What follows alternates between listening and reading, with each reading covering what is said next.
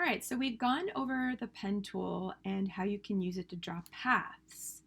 However, the other really strong option for using the pen tool is you can draw shapes.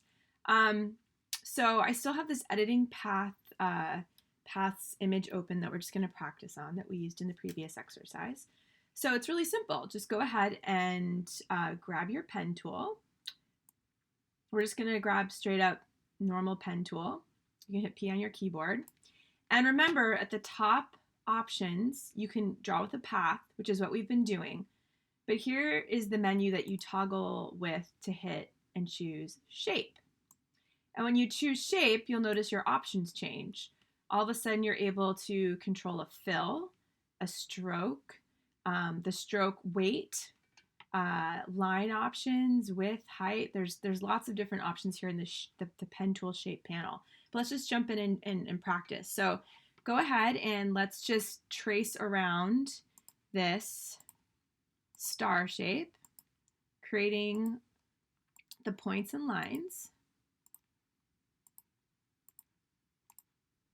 And I'm going to end it. And the cool thing I want you to notice once you end this drawing your lines is you have a shape layer in your layers panel. When you draw paths, you don't have that occur. So we've just created a shape. So let's have some fun. Let's go up here to the fill drop down menu, and you can fill with just a solid color. So I can fill with orange. There's another panel. So there's a solid panel fill options. Then here you can click on and choose gradient fills, which is kind of fun. You can play with your gradients, kind of drag these little sliders and change how your gradient might look. And there's also an option for patterns, and you can choose patterns that you make or a lot of default patterns that are in here to fill your shape, which is pretty fun. Of course, there's the stroke option too. So maybe I want to fill this with a purple stroke. Make my stroke a little bit bigger. Ooh, that's too big. Very much like Illustrator, if you're familiar with Illustrator. You control over the stroke kind of outline. You can make it dashes or dots. There's lots of options there too. So that's essentially your shape pen tool option. This lives as its own layer now.